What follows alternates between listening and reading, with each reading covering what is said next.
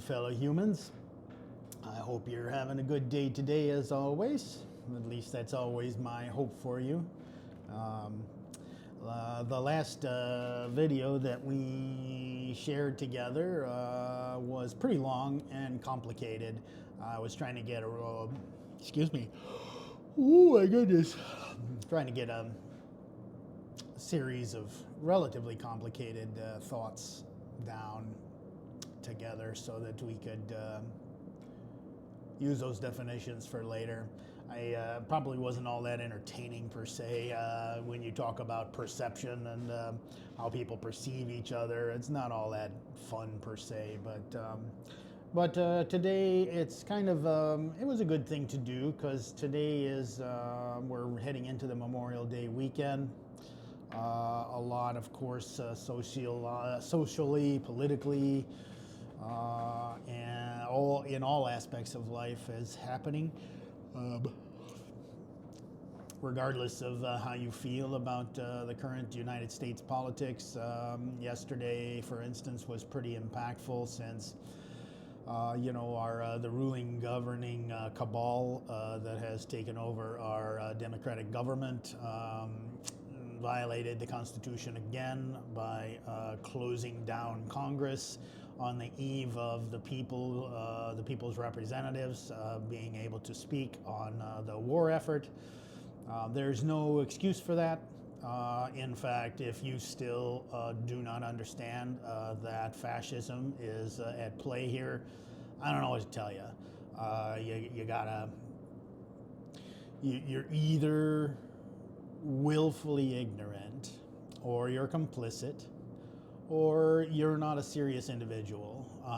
And that's okay. Not being a serious individual is fine. We as humans, we need those things. We need, not everybody needs to be, well, I don't know. Civil responsibility is a big deal, even if you are kind of a, leaf floating in the wind. We still have civic responsibility. That's how self-governance rules, and that's how civics works. Even if you opt out, that's a choice. And the fact that many of our citizens tend to opt out, or that's a whole topic. I don't want to get into that because today what I want to do is focus a little bit on the fact that Memorial Day is here, but also I want to kind of share with you something. My father was a unique individual and, a theologian, doctor of theology, taught in seminary, ordained minister all of his life, relatively influential in his circles of evangelical Christianity.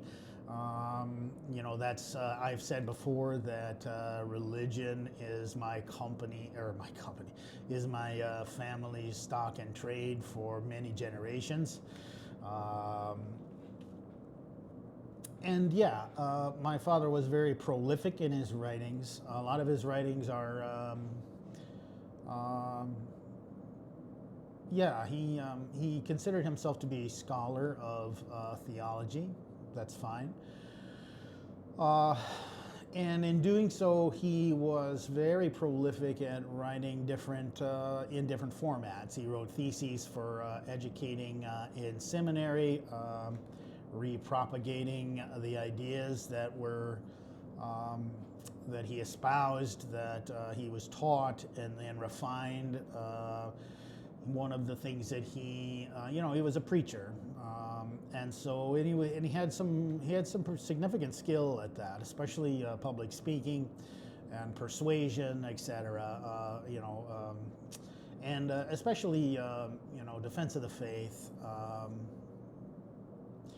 My childhood was unique in some ways. One of the ways that my father and I would interact, especially after I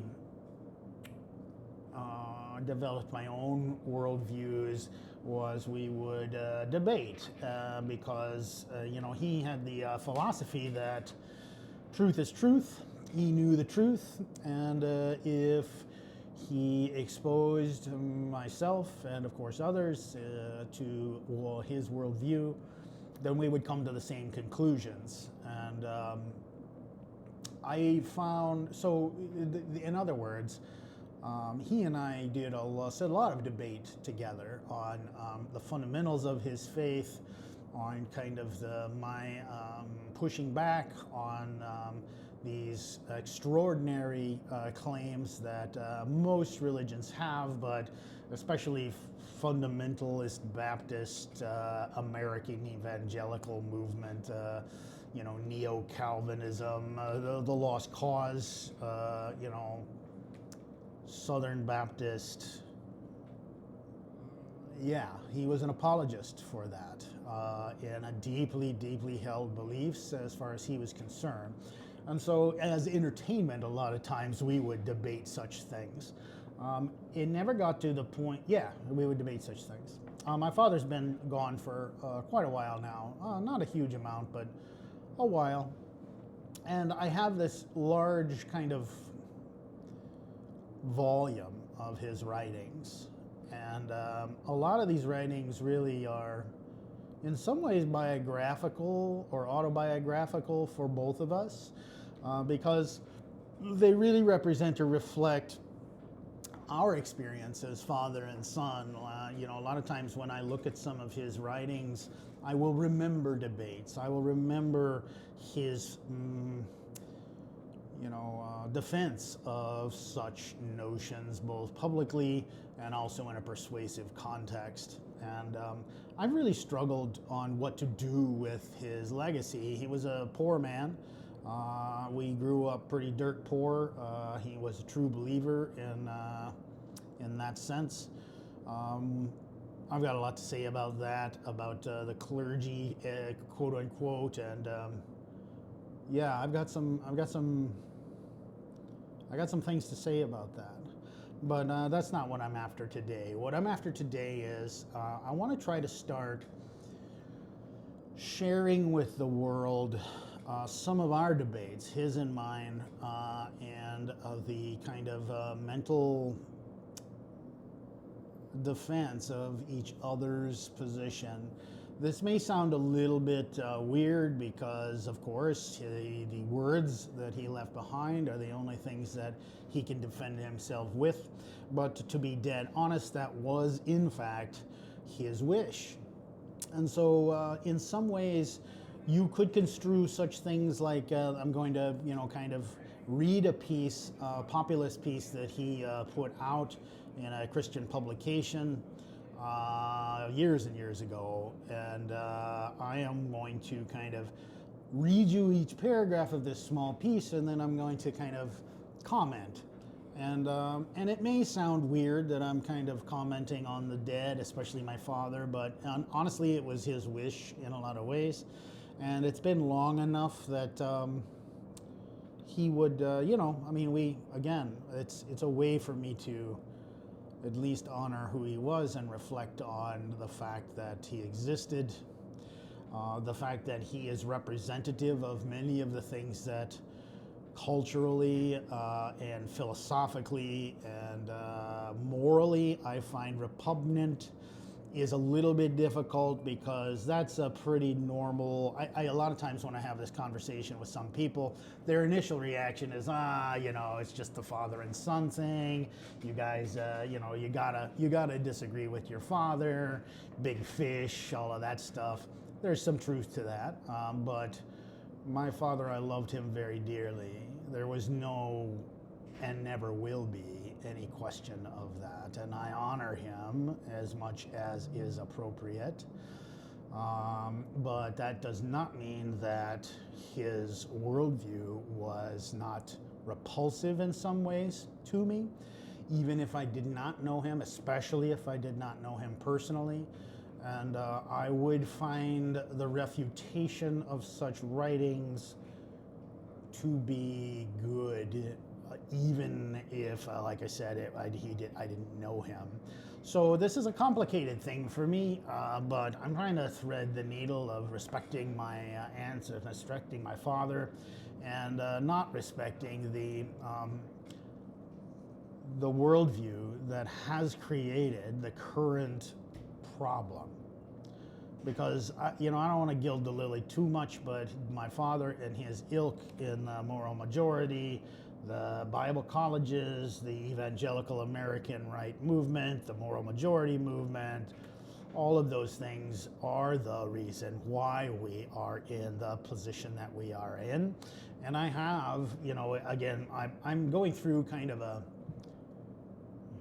what am I going to say? I'm going through a discovery phase with my own sister. I've got one family member left in the world, and my sister has given me consent to do this, and this is part of her legacy as well. And of course, she's more than capable of defending her own position in life. But in fact, I honor and respect that in a lot of ways more than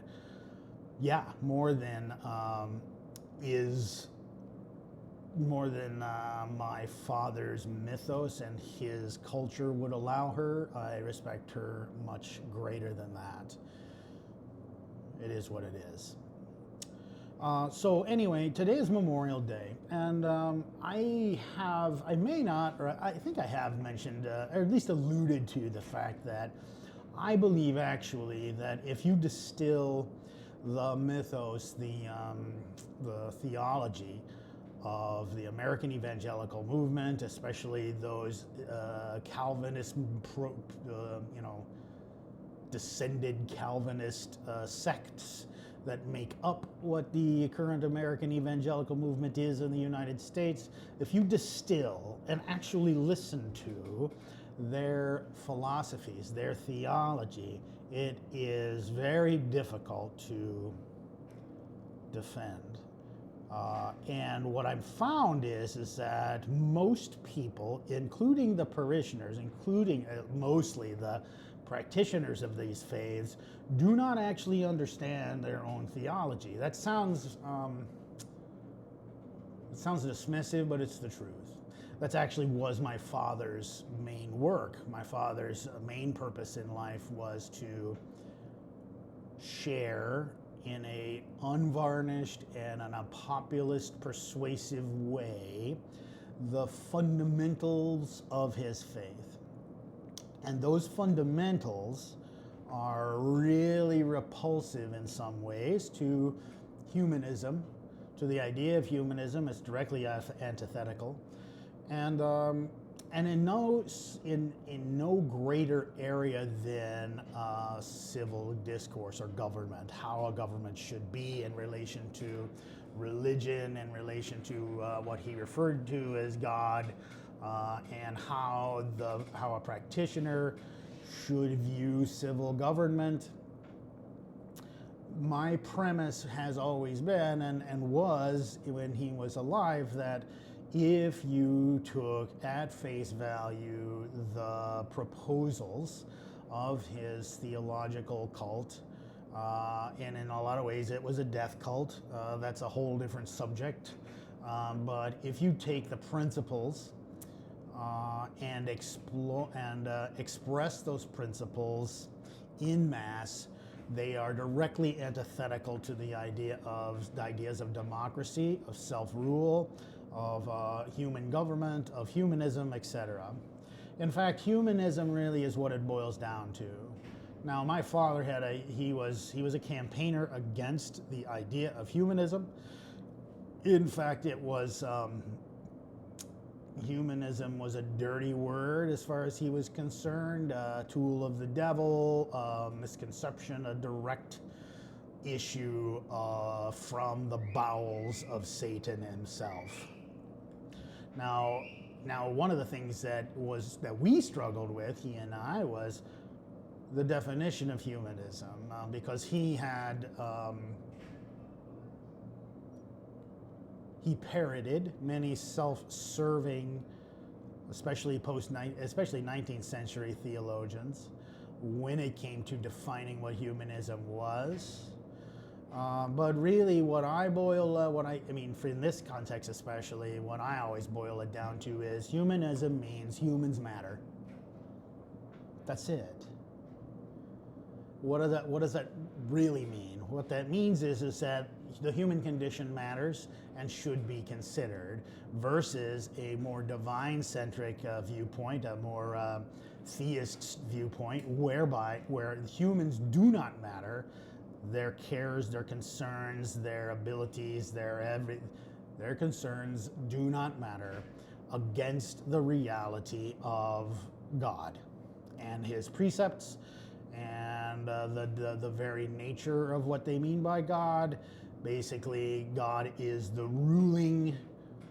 is the measurement for reality, and anything associated with humanity is by definition corrupt, and also repulsive, repugnant, and questioned, and corrupt, etc., etc.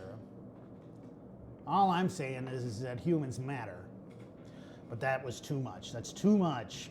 In fact, if you are a Christian, if you fashion yourself as a Christian, the only way to reconcile humanism, especially modern humanism, is to water down the precepts of your faith as described by your holy book, whatever version of that holy book is. You have to jump through hoops. The antithesis of a fundamental understanding of the theology. You augment it with humanism, because that's the only way to make them compatible. My premise, though, is that is just kind of a surface layer, and on a conscious level, these theologies change the way people think about themselves, the way they love, the way they view the world. It has to, and that viewpoint is completely antithetical, or many times at odds, maybe not completely antithetical, most of the time. Well, again, a proper definition, what am I trying to say?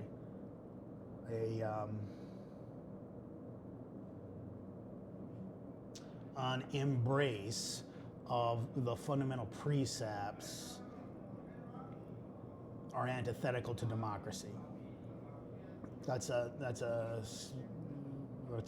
not an easy statement for people to hear, and you get all kinds of emotional reactions for that, because a lot of people who are Christians also feel that they are patriots. What I have found, when you press people on their actual understanding of what they believe, what they're talking about, what they're doing, firstly, they don't understand their own religion. Secondarily, they don't understand democracy. And so you're you're arguing against something that you're talking a different language.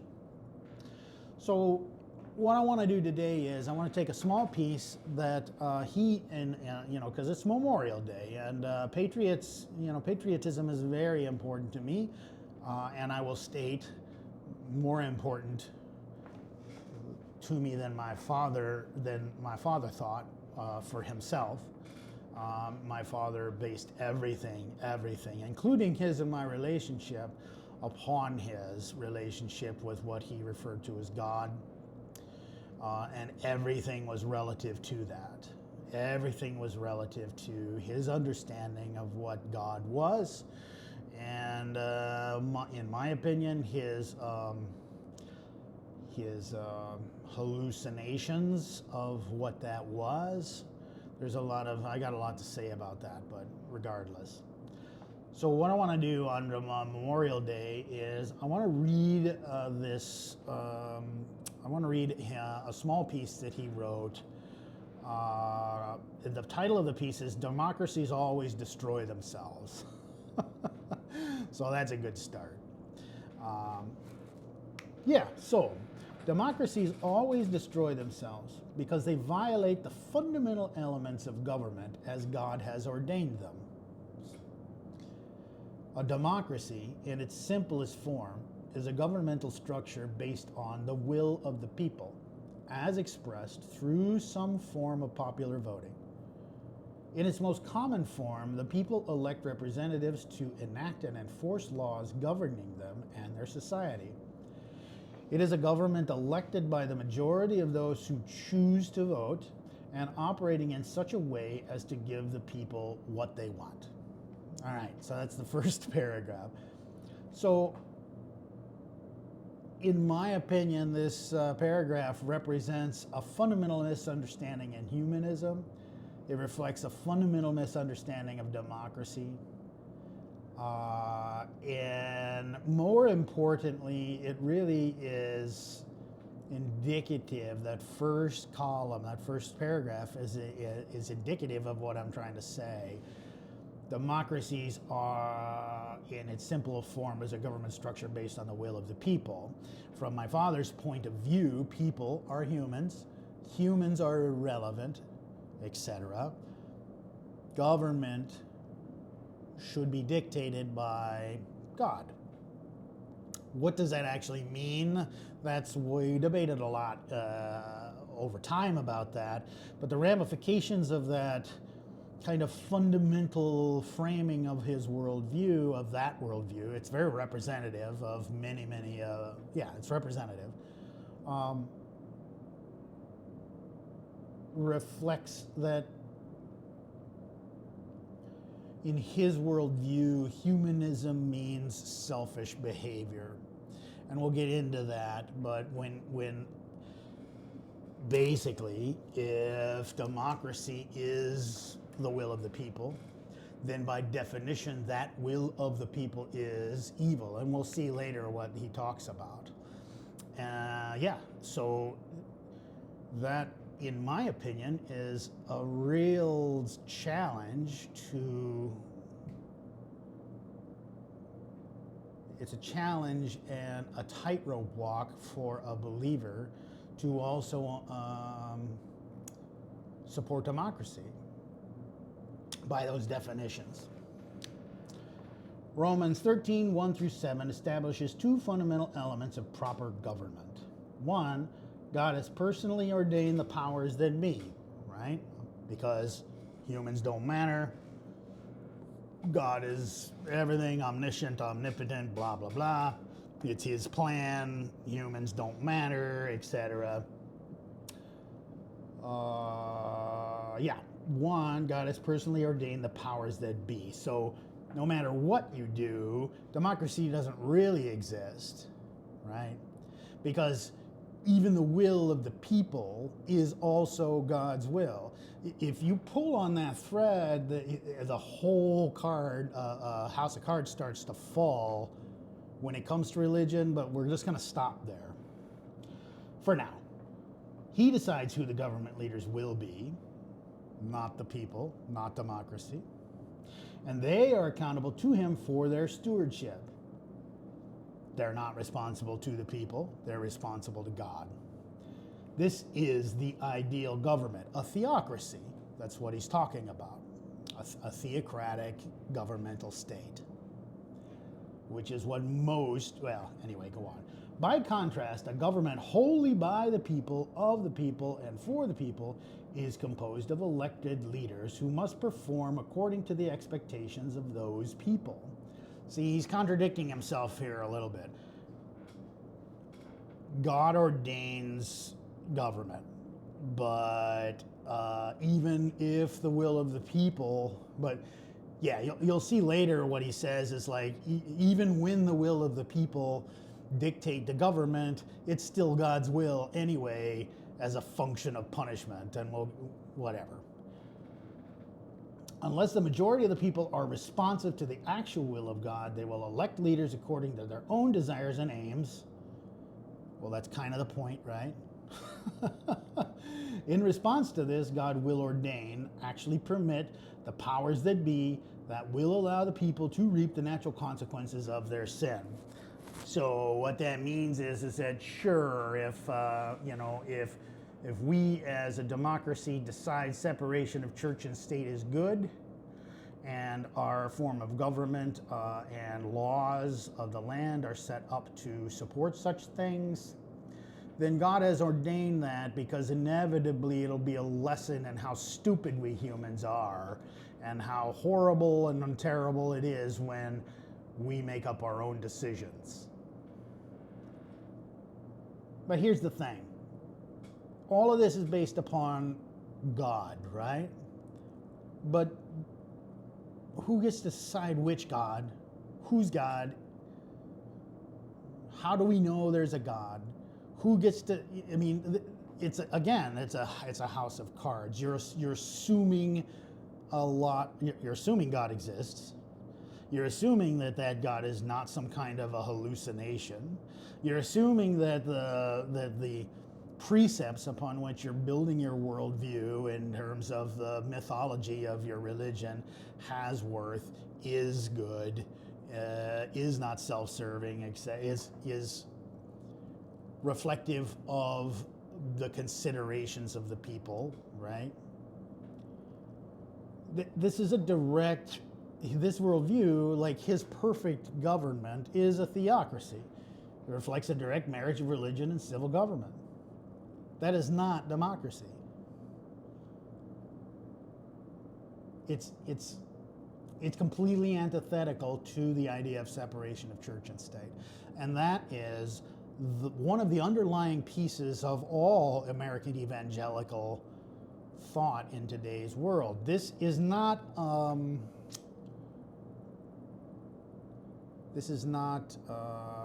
by accident, we'll put it that way. Perform according to the expectations of those people. His view of democracy, of government, is exceptionally naive here, right? The assumption is that, and he'll talk about it later, the assumption is that if people get to vote their leaders, they will vote for the lowest common denominator, which will get them off, right? And then lead to evil. And the only way to actually have decent government is to accept and embrace the fact that the leaders are basically ordained by God directly, whatever that God is. Of course, it's his God, right? Because his God is the real God. Which is why a lot of this is so hallucinatory, in my opinion. But even so God permits bad things to happen, when democracy tries to fulfill the will of the people. So you're damned if you did, and you're damned if you don't. If you're not a theocracy, then and you have a representative government, then by definition, because that representative government is made up of humans, and those humans will always and inevitably, in a naive and animistic fashion, choose the best way to get off together, that it is intrinsically evil and disruptive and destructive. Oh, and by the way, God will let you do that. I mean, you're playing both ends, you're playing both cards. If an omnipotent, omniscient, blah, blah, blah, God in control of the universe, eye is on the sparrow, blah, blah, blah, is in control of the world, and we as humans decide to have a democracy, and we decide on evil leaders who are humanistic in their motivations, it will intrinsically be evil. The irony here, of course, is that what we have found, especially in the last decade, is that the opposite is true. And also, to be honest, like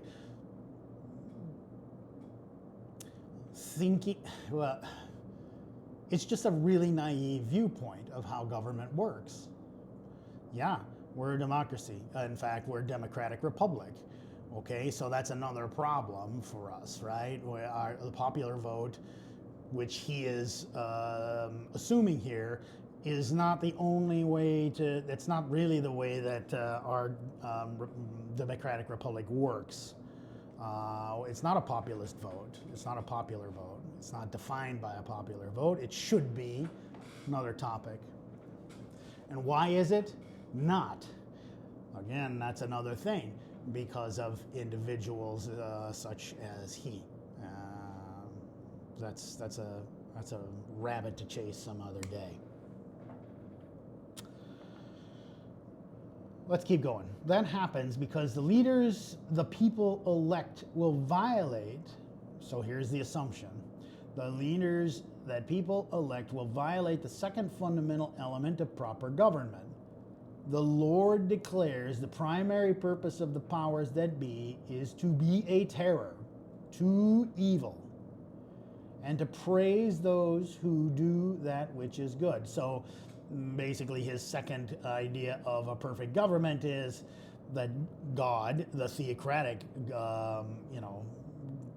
government, theocratically based government, their primary purpose is to be a terror against evil and to praise those who do that which is good. Now here's the problem. Who gets to choose what's evil?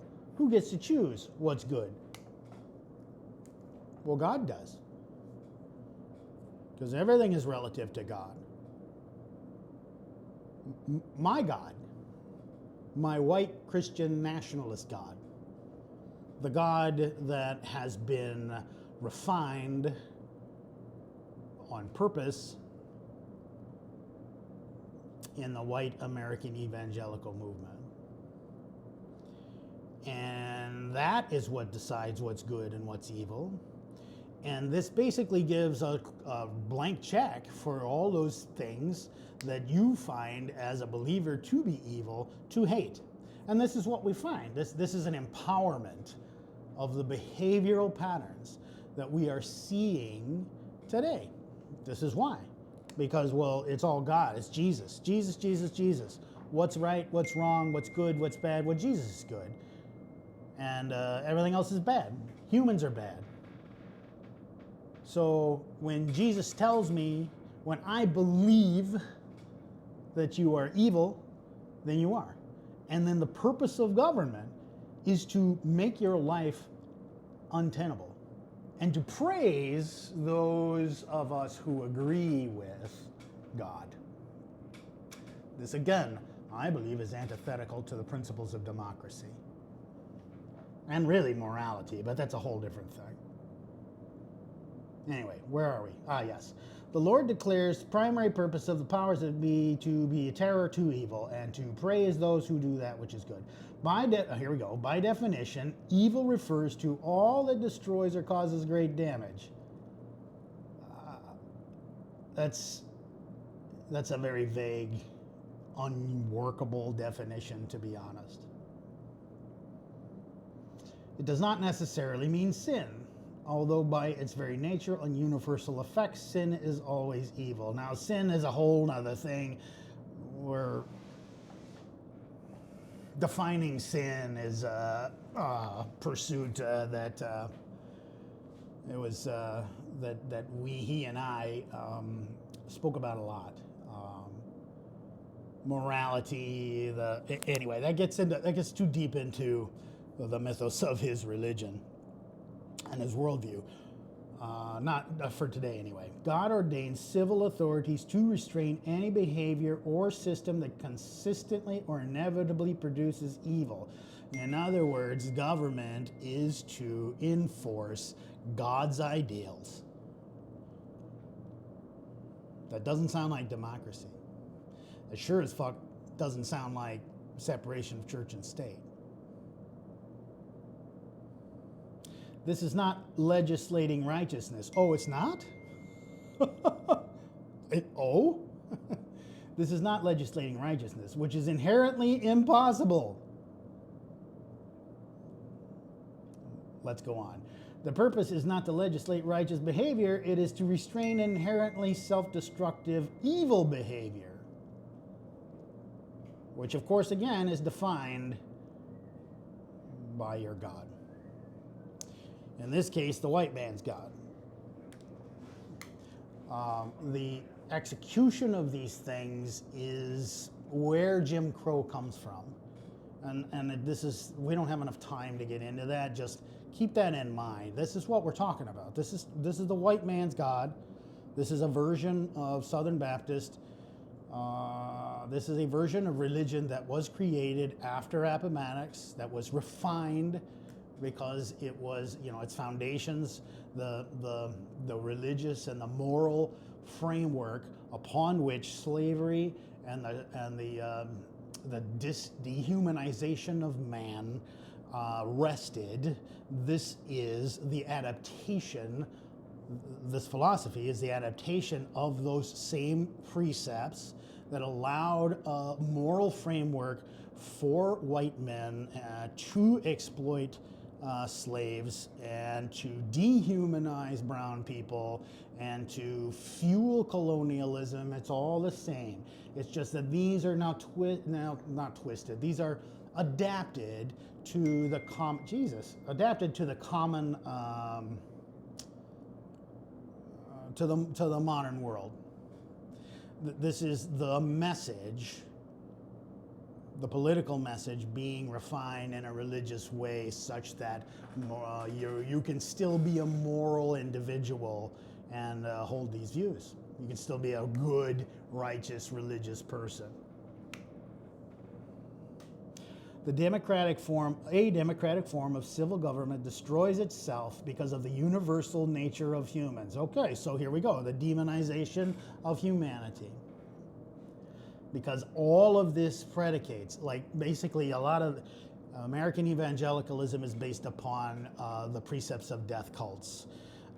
And in order for this to work, for the theology to work, the nature, the very essence of it, what it is to be human, must be inherently evil. And there's a way that they do that. There's a reason from the theological standpoint. There's a direct kind of line of reasoning on why that is. And it's baked into, especially right now, the modern theology. And that is actually a very new thing. If you look at the history of the church, much of this literally came from the desire to find a way to live with themselves in a moral way to justify their supremacy, their white supremacy, etc. It just is what it is. And again, these concepts are very scary to a lot of people, and the initial reaction to these concepts is going to be refutation, right? But I'm not here really to convince. I'm just here to expose, and I'm here to share with you an example from my father of the root of this, and it's up to you to kind of push through and to understand this. Yeah. Here we go. A democratic form of civil government destroys itself because of the universal nature of humans. Mankind's behavior is naturally evil rather than good. This is a fundamental precept of why humanism is demonized in the church. Liberal philosophy, which in some ways is me in his mind, although, as you'll see, I debate that, or I would debate that, and I did, but, we never I never penetrated the perception, because it was a fundamental perception that he needed to believe this, and most do, because, again, it's a fundamental building block. If humans are not inherently evil rather than good, a lot of this philosophy doesn't work. Anyway, liberal philosophy adamantly denies that humans are by nature self-destructive or sinful. He's completely misrepresenting what a liberal philosophy is, in his words. That's not the premise of humanism. It would be a naive thing to think that Homo sapiens are not capable of evil and good. I mean, it's a self-serving and honestly indefendable worldview that humans are inherently evil, just like humans are not inherently good. They are humans. That's what science tells us. And then we can debate past that, like where does morality come from? What is relative morality? There's a whole bunch of things that dovetail off of that. What I'm trying to say is that the fundamental upon which this philosophy is based, humans are evil, is antithetical to the idea of self-rule and democracy. Because from his point of view, if humans are sinful and evil, then the aggregate of what they want is going to be sinful and evil. And therefore, what we really need is a theocracy. In the face of approximately 6,000 years of a human experience, they insist that humans are naturally good and they only learn evil from their social and economic circumstances. Again, exceptionally naive understanding. I don't know of any scholar who would, or any reasonably thinking intellect that would come up with that. Now, I will say, like, there's a clue here. In the face of approximately 6,000 years of human experience, here's another fundamental principle. The world is 6,000 years old as far as this mythos is concerned. 6,000 years old. That means that you have to deny everything about the physical sciences, which is also consistent with his worldview, and this is why these individuals have to demonize intellectualism, have to demonize the sciences, have to demonize free thinking, because they have to, because it's all a house of cards. One, if humans are not inherently evil, then it doesn't work. Two, the world has to be 6,000 years old because an idea that a Homo sapien is an evolutionary process is completely antithetical to this. It just is. So they're a young Earth creationist, basically. My father was an adamant young Earth creationist. And science denier, different topic, but the same, you get the point. Of course, if mankind were by nature inherently good, then it would be implicitly impossible for them to produce any kind of social or economic circumstances that would be evil. Naive. An inherent misunderstanding about the nature of humanity is in this sentence. By nature, a good tree cannot produce evil fruit. He talks about, a lot of these theologians talks about this, but then they deny this when applied to themselves. So let's keep going. Oh, it's another fact recorded in the Bible. Fact, Bible.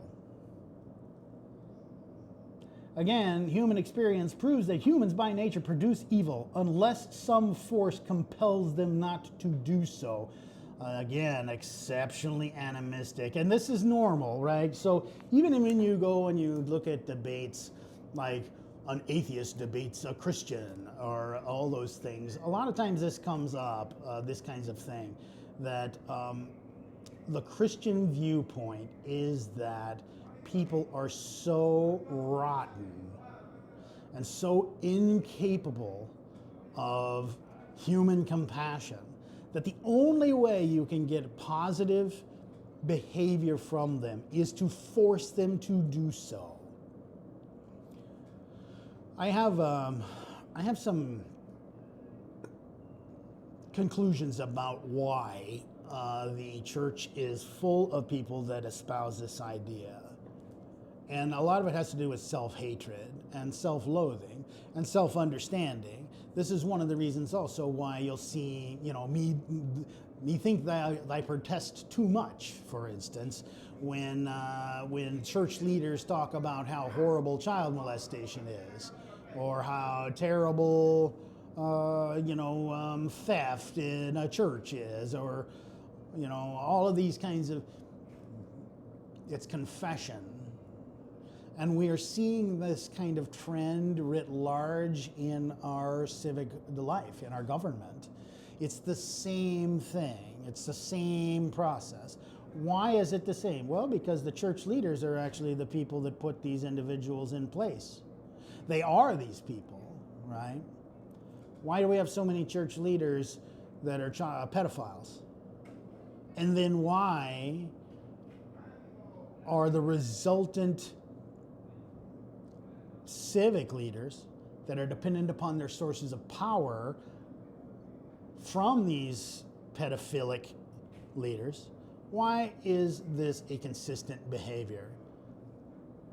And then why is it that the fundamental construct of this is we are evil. Humans are evil. They are completely incapable of anything to do with good unless exerted upon by an external force. Oh, it's God. It's a great way to, and it always has been, a great way to obfuscate responsibility. Oh, well, we just, how many times, Christian, have you, has a preacher stood up to you and said, I'm sorry, congregation, I'm a human, I slipped up, I was fucking the secretary, please forgive me, I was embezzling millions, please forgive me. And you do. Because those things are baked into the mythos that you are a part of, that unconsciously these things are built in. Just is. The civil government must have the authority and the power to be a terror to evil and to reward good works. Again, who gets to choose? Yeah. Only then can the society function in a way that produces good and does not destroy or greatly damage itself. This is a pretty screwed up paragraph. Let's keep going. A democracy also destroys itself because humans are by nature selfish and self-seeking. Again, he's reiterating, people bad. They want to do what they want to do, and they do not want anyone telling them that they cannot do it, especially the government. Sure, when you're 12 years old, when you're a child, these are tendencies. This is part of a child's human development in all reality. The reality is that most of the individuals that espouse this are childlike in their thought patterns anyway. In fact, my father, as part of the clergy, they pray. Churches prey on the childlike mind and the ignorant and the uneducated, which is why they demonize education. Which is why they take their children out of public school, so that they can continue their indoctrination in private and keep them ignorant of the reality of the world. 6,000 years old indeed. Because all of this is, again, a house of cards. You start pulling on it and you begin to deconstruct the cult mentality in a human, and you can't have that. That's part of the clergy's job, is to make sure that doesn't happen, reinforce these underlying things. That's not how democracy is going to work. Humans will always find a way to do what they want, regardless of what behavior the government tries to mandate. Sure. Or you could call that freedom. Or you could, people want to be free. This is antithetical to a lot of the libertarian kind of bent, which again is ironic, because a lot of these libertarians are Jesus, God, apple pie, blah, blah, blah. Again, they don't understand what they're talking about. They don't understand where this mythos is going, where it's been, what it ingrains in you, the inherent hypocrisy, and objectively indefendable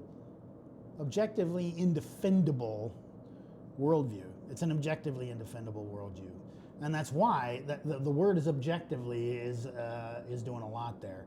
That's why it has to be subjective. That's why anytime that you actually have a conversation with an individual who's trying to defend their faith, they have nothing but their holy book to point to. It always boils down to, quote, faith, unquote. It just always does. Because you can't prove that the Bible is divinely inspired. In fact, it's a ridiculous assumption. It's not tenable. If you can't even you don't even. My father was he spent a huge amount of time trying to bolster the validity of the King James Bible version of the Bible without actually addressing the history of it. Well, in some ways he tried to. He was cherry picking, but none of those things, I guarantee you, even the best scholars will tell you, there is that the pedigree of any of these texts is very debatable. It just is. Well, you have to have faith. You have to have faith. Oh, okay. So your faith, because anyway, you get the point.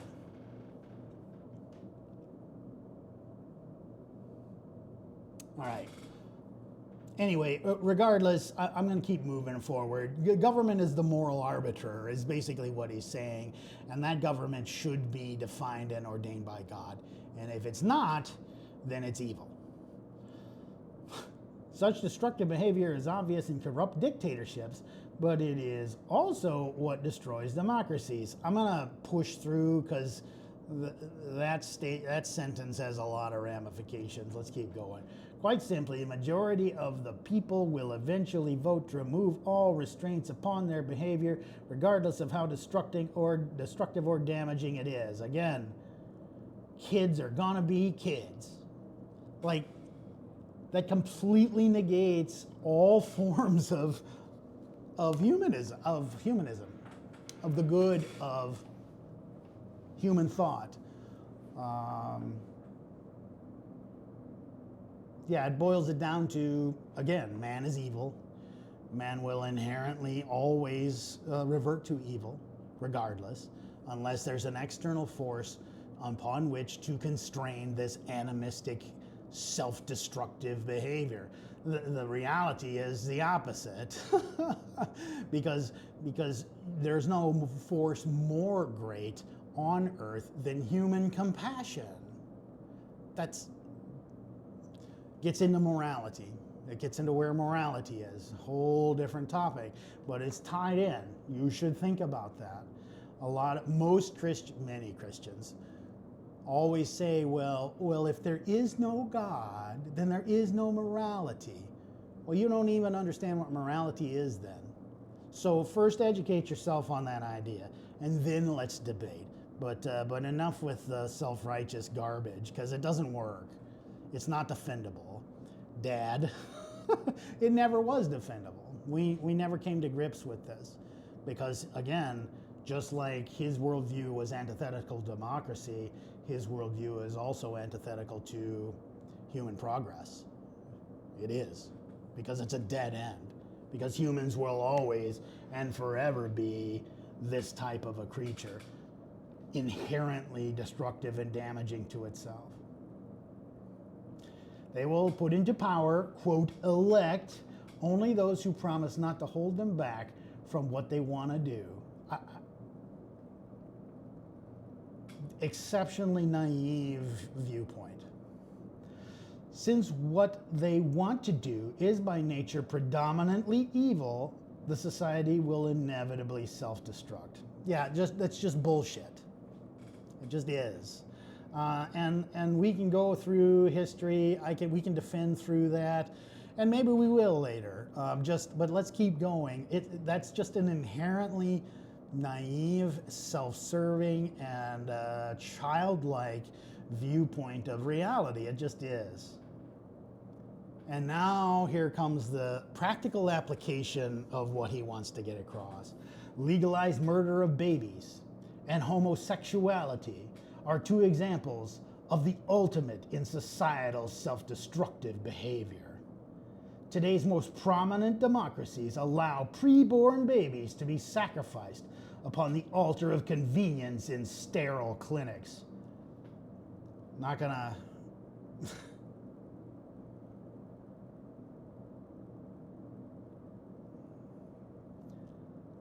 That's at some point we probably do need to talk about the human genome, abortion, morality, a lot of that. Today is not the day, but baby murders and homosexuality is always kind of a theme here, and there are reasons. There are reasons. Let's go on. At the same time, not only is homosexuality permitted, it is promoted by extending special privileges to those who so choose to gratify their carnal lusts. Let me ask you, pole smokers, do you get special privileges? Is that your experience as a homosexual individual? Now, obviously, I use that epitaph, pole smoker, to kind of as an effect. That was not denigration on my part. This is ridiculous. Like, it completely undermines the reality of the experience of homosexual individuals in my father's lifespan. It's repugnant. Special privileges?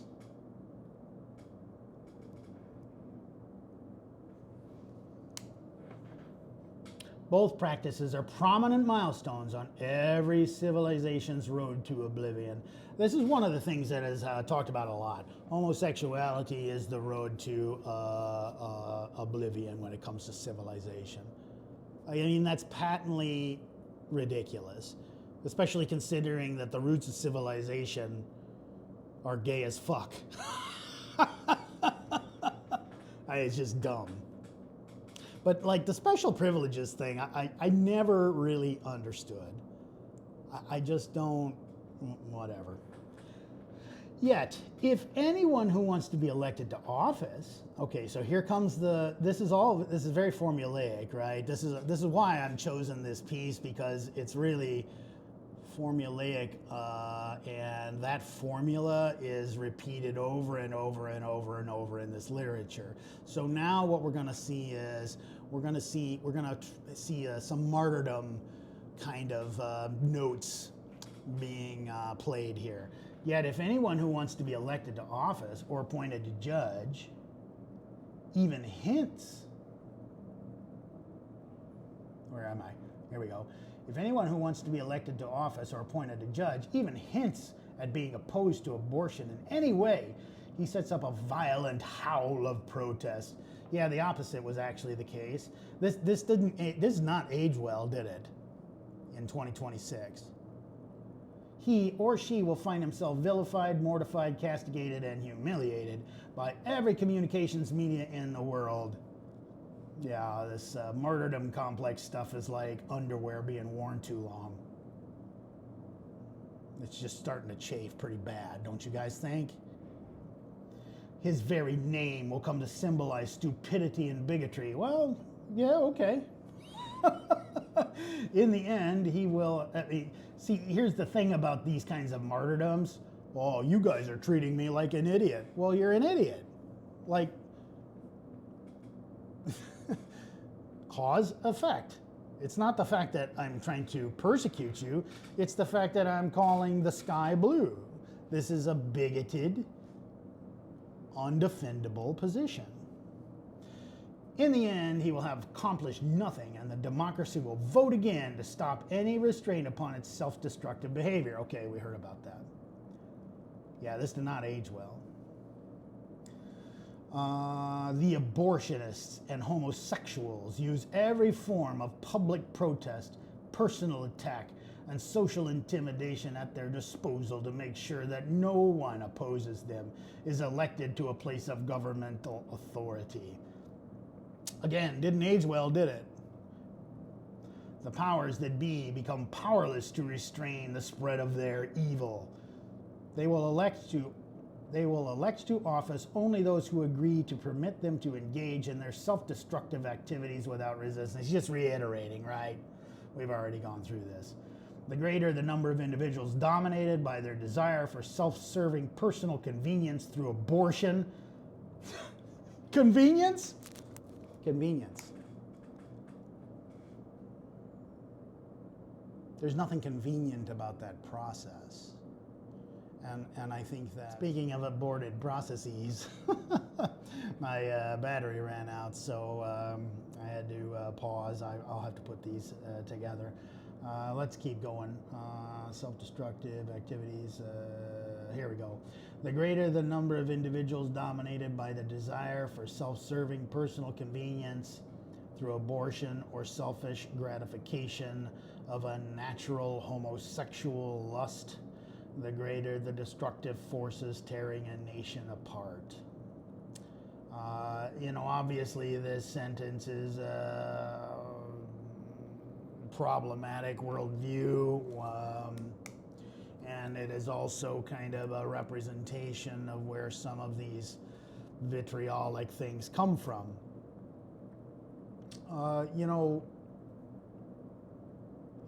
I think there's a lot to be said about these two particular things, and the demonization and the kind of correlation between homosexuality and abortion, and I have a lot to say on both topics. What this is representative of the worldview, and democracy is a function of disparate humans coming together and compromising, even when that's the beauty of it, of the system. Even when those individuals are personally repugnant to each other, the idea of courtesy, the idea of coming together to compromise, of being able to find a way to govern ourselves in as multicultural, in as multi-ethnic, in as multi-whatever as possible. That's the beauty of the idea of democracy. The problem with these theological, theocracy style worldviews is that they inherently and inevitably have to find the other to demonize and to exploit and to misrepresent and to misunderstand and to create a straw man. And that's one of the reasons why, like, we as the current iteration of that is actually, in some ways, it sounds weird, but in some ways it's kind of a barometer of where we're at. You can't go around, saying this kind of stuff about blacks anymore. Well, I mean, people do. Racism, etc. Homosexuals, you can't lynch them anymore. You can't go fag rolling.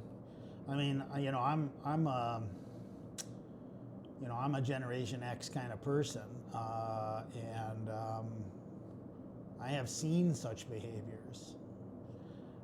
They're not that far away from the surface of most people's reality, but a lot of people they eschew seeing what the world actually is. And that's one of the reasons why these disenfranchised groups of people are useful to this theocratic style of worldview, because you gotta have a bad person. You gotta have a demon infested whatever to point at. You gotta make sure that you gotta find a them, because if it's just a matter of, well, that's another human, that's not gonna cut it. That's just not gonna work for these types of worldviews. That's not gonna work for their purposes. It's antithetical to it. Which is why a lot of my premise is kind of today what it is. Democracy and American evangelical theology have fundamentally opposed worldviews. And if you're going to be consistent with one, then you cannot be consistent with the other. There you go. Anyway, let's keep going. Obviously, such evil actions, obviously, these are evil actions, right? Being a homosexual is evil. And yeah, let's move forward with the abortion thing. Like I do think that I have some things to say about that, and my own worldview is fueled by and as an informed consumer. There have, like I've said before, this is my second marriage. My first marriage had reproductive health problems, and I have some very informed views upon some of these things. Not as informed, of course, not as experiential as if I were a woman. I'm not going to claim that. That would be ridiculous. But I am going to claim my own path. And I've got some views on the morality of this. I've got some views upon the efficacy of this, upon the idea of compassion and human. Well, let's keep going. We're not. I don't think we're ready for some of that. Obviously, such evil actions can only flourish under a civil authority that is powerless or unwilling to restrain them. Okay, all right, sure. When the majority votes to elect only those powers who will refuse to restrain evil and reward good works. What are these good works you're referring to? The individuals that are lynching the homosexual? The individuals that are stalking nurses and doctors and destroying their lives? That are the individuals that are forcing rape victims underage to bring children to term, to force them into a life of misery. There is no compassion there. There's no compassion. When the majority votes to elect only those powers who will refuse to restrain evil and reward good works, then there will be no force to stop the self-destructive power of unbridled selfishness. Again, it's the same theme, right? All humans are inherently evil. They are completely incapable of altruism. They're completely incapable of objective thought, of compassion, of all of the human elements that existed, the good human elements and impulses that existed long before Yahweh. Yeah, all those things, that they don't exist, right? Because the world's 6,000 fucking years old. I mean, it's untenable. It just is. And let's not get into it. The democracy will destroy itself because it will not be a terror to evil works. So in other words, a democracy is inherently going to destroy itself because it's not a theocracy. Those evil works will grow and multiply without restraint until the democracy implodes. See, I find the opposite to be true. When a democracy is infected and infested with ignorance, with theological thinking, with the byproduct of my father's mythos, then that appears to be when democracy implodes. That's what we're living in right now. That's why this is relevant. That's what's going on. This isn't hyperbole. It's the exact opposite of what is being claimed here. All these evil works together produce the destruction of every human society. Again, what do you mean by that's such a broad, ridiculous statement that is, if you start picking at that, anyway. They will also destroy a democracy because the majority will inevitably vote to remove all legal restraints upon their evil behavior. Okay. It will destroy itself because human beings are by nature evil and not good. Humans are also inherently selfish. All of these elements and factors together doom a democratic government to destruction. Like, this is patently untenable. It's just not defendable. Now we're coming to the close here, and he's gonna give us a quote, and then let's talk about who he quotes, because this is a pretty common theme with a lot of this material, a lot of these exegeses. Peter Stuyvesant, man, that's tough. Peter Stuyvesant, Dutch governor of New Amsterdam, later New York City, observed in 1653, okay, 1653, right, that before the Civil War, while like I said, while the system of religious and moral framework for slavery was being bolstered, said that should the rabble rule, order and honesty must be overthrown. The only hope a democracy has is for the people to have an internal force greater than their selfish nature.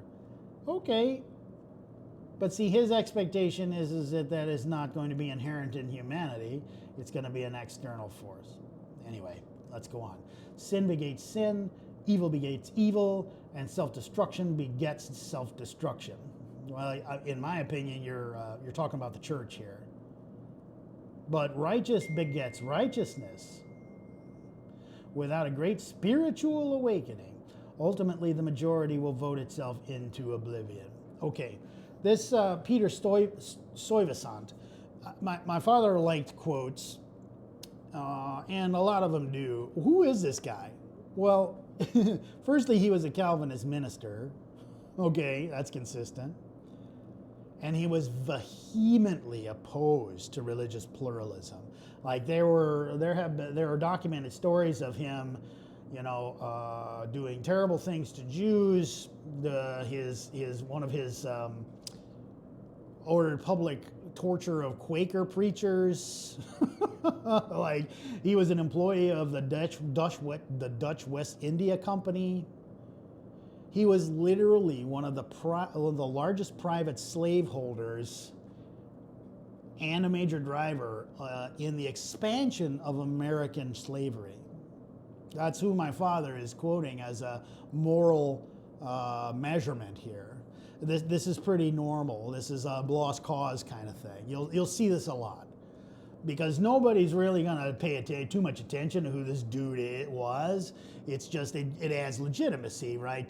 He's a fine-standing Christian of the past, giving us the wisdom of the ancients. No, the motherfucker was a slaver. He was a slaver. He was a slaver of men. And sure, he was influential. I mean, you do your homework. Like he's definitely prominent in the formation of New York City, various other things. But the fact is, as a public record, he persecuted Jews. He's not the kind of guy that I would hold up as a moral compass. But that's normal. That's normal for a lot of this kind of writing. So that's the end of this kind of article. And there's a lot there, as you can see.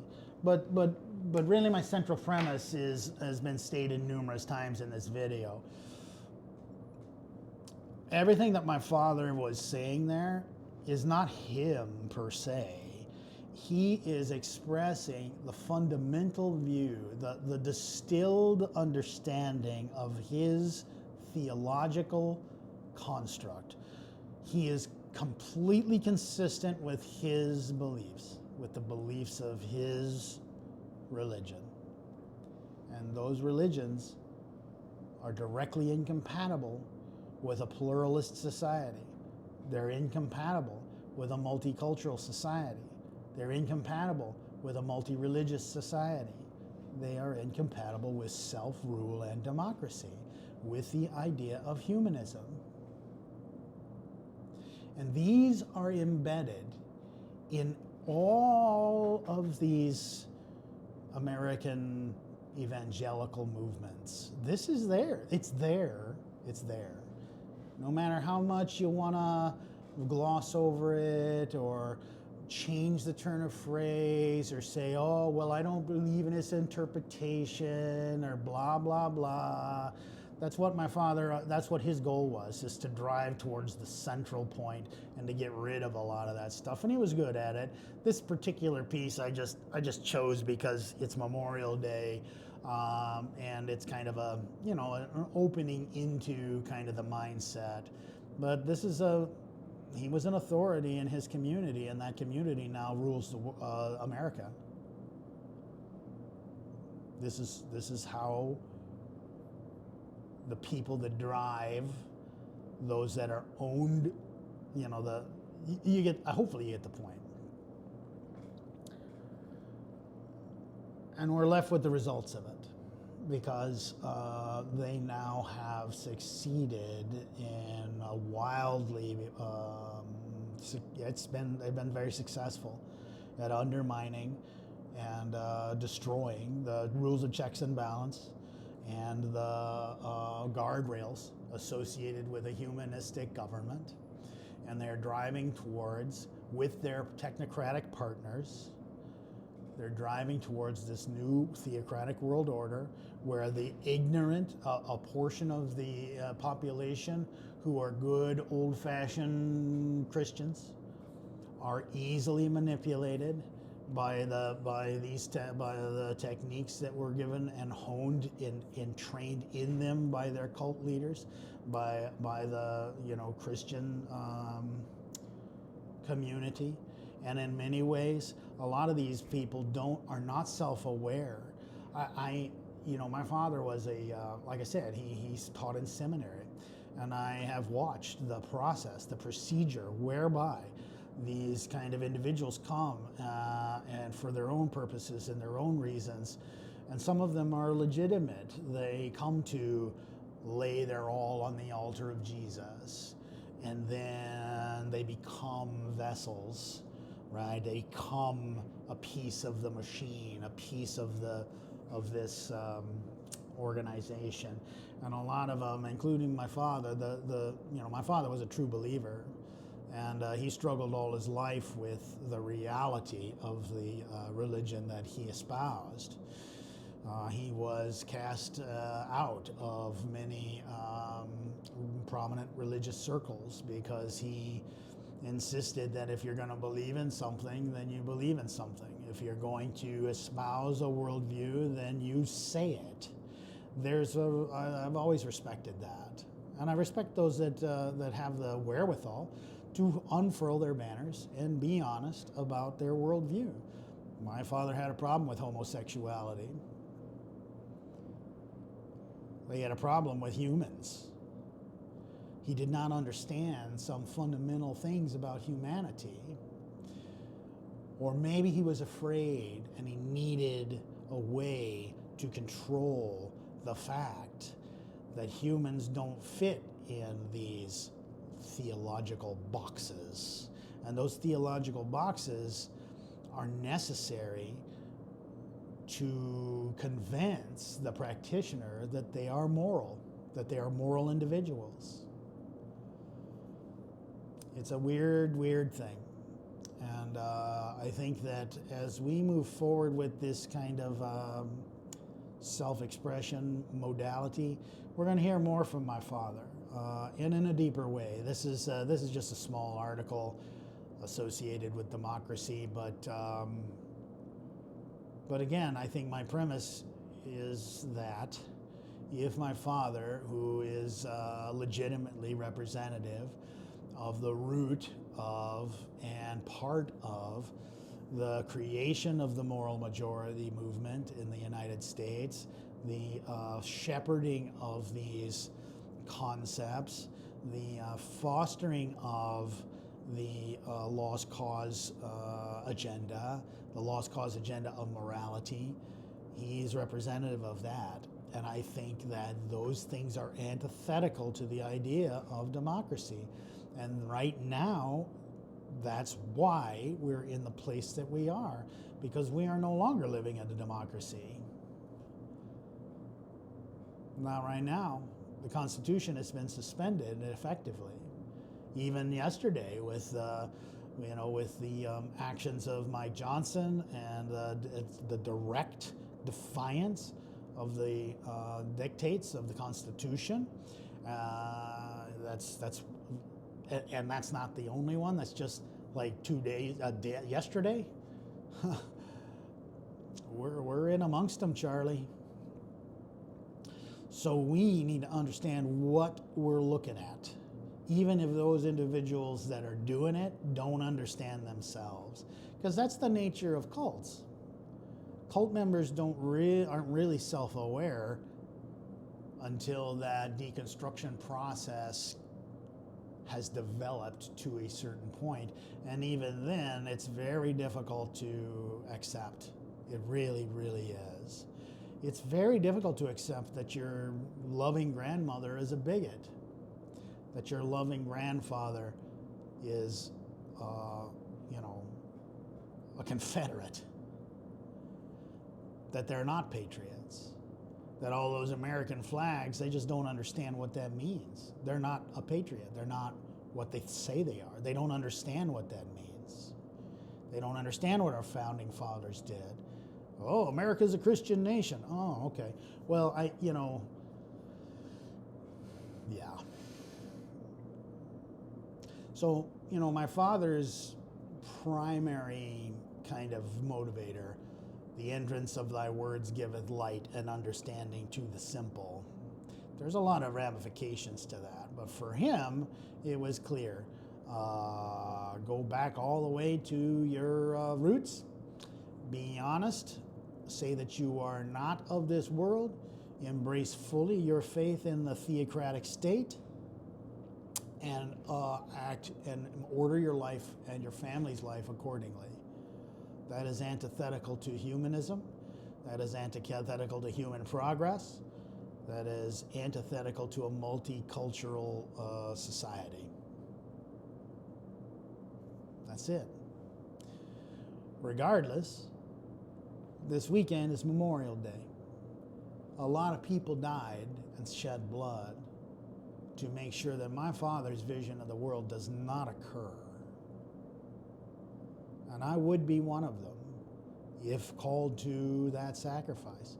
I will not live in a theocratic state. I will not have my family live in a theocratic state. I won't do it. And I will stand for the Constitution regardless of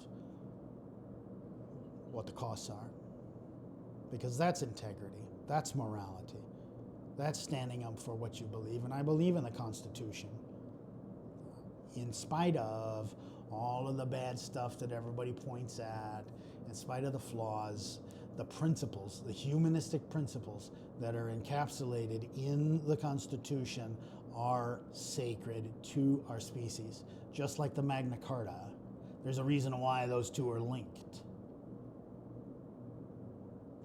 So during Memorial Day, let us honor those who fought for freedom, who fought for equality, who shed their blood on marches, on battlefields, who screamed while the evil men were lynching their children and moved forward. Let us honor them. Let's honor our veterans for the sacrifice that they have shed blood to retain our sacred Constitution. Let's honor those individuals. And let's also do our due diligence and understand the citizens around us. Understand that patriotism requires commitment. Commitment requires clarity of thought and an understanding of who you are and of what you are willing to give up for which principles. Have a wonderful day.